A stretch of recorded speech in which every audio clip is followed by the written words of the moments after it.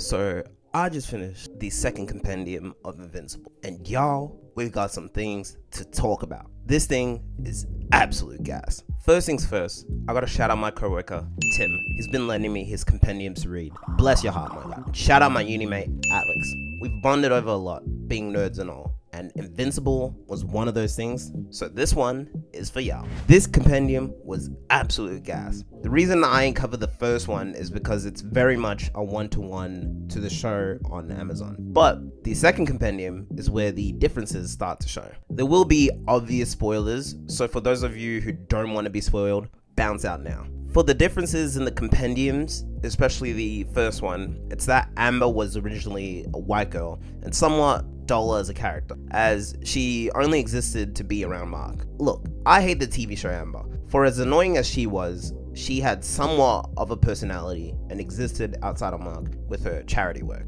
Another key difference is the fact that in the books, William is straight and a bit more annoying than his TV counterpart. He also has this weird or unique, depending on how you look at it, trait. This trait is that he doesn't like his first name being abbreviated. So for anyone that calls him Will, he becomes super aggressive and annoying about it, which thankfully didn't continue past a certain point in the first compendium. However, one thing the TV show does a lot better is that it drags out certain scenes in a way that is amazing. Normally, this would be a gripe for me, but in the comics, certain key moments get brushed over very quickly. For instance, when Omni-Man killed the Guardians of the Globe, it happened in about 2 pages with little to no outlook on how the members were feeling. Pair that with the show, and they make it about 5 minutes at the end of episode 1, giving us a little bit more to chew on. Compendium 1 covered seasons 1 and 2, and a little bit of 3. Compendium 2 covers the rest of season 3, and probably what will be seasons 4 and 5.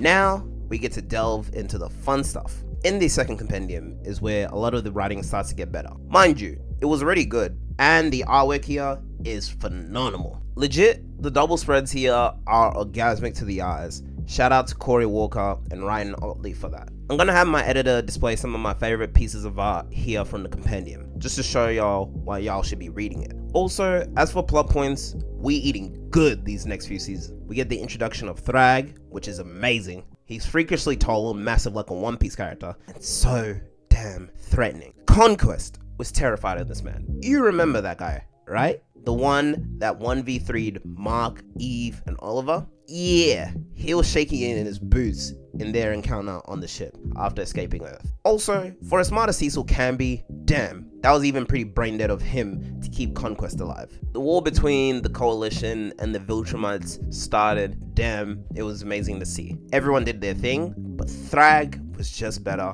In one move, he pieced up Oliver and took his arm with him. Eventually, they're bested with no planet to return to, so they go to Earth instead and reach an agreement with Mark and Omni-Man, which is that the Viltrumites will live among the Earthlings, being low-key with enough time to repopulate in exchange for not destroying the planet and its people. Also, Eve is pregnant, well, was pregnant, suffers with post-depression, and yeah, that's rough. There's also the interesting partnership Mark develops with this dude called Dinosaurus. For context, Dinosaurus bombed Las Vegas and turned it to glass. Mark realizes that this caused millions of people to be employed and benefit from it. So he takes the Cecil route and uses his old enemy to help him achieve peace on a larger scale. Funnily enough, this comes right after Mark and Cecil hash things out and come to a mutual understanding. Mark insists that he would keep Dinosaurus in check, but he's become like a Cecil on steroids, which adds another layer onto Mark and makes things more interesting here.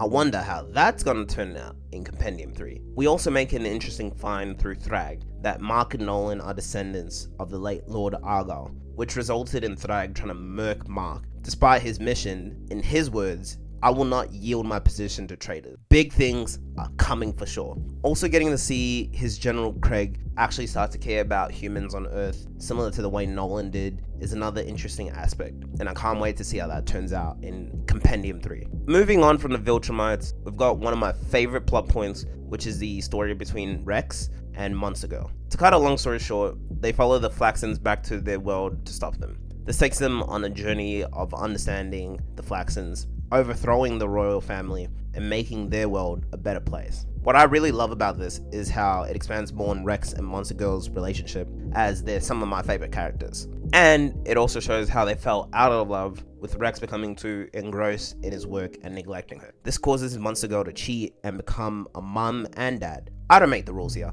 to a child she didn't even know existed. This arc was so good that I didn't mind not getting back to the issue of Thrag and the Viltrumites. And that ending of the Compendium with Rex telling the Flaxens to kill the descendants of the royal family after finding out Monster Girl had a child with one of their ladies was insane. My main gripe with the story is the fake out deaths, because when they're overdone, they tend to lose effect again, or even for real deaths. In the case of Oliver getting slaughtered by Thrag. Not that I wanted him to die, but this undermines certain moments which I feel needed more gravity and weight to them. Especially coming after the whole "this is war" speech and people are going to die. I mean, Thaddeus died, but some part of me is convinced there'll be a similar version of him soon enough. I also love seeing Alan's darker side coming out and trying to make genocide seem like a rational idea. Crazy, I know. Update. I've got the third compendium from my coworker Tim. And from the little I've read so far, allow me to quote a wise scholar. It was banger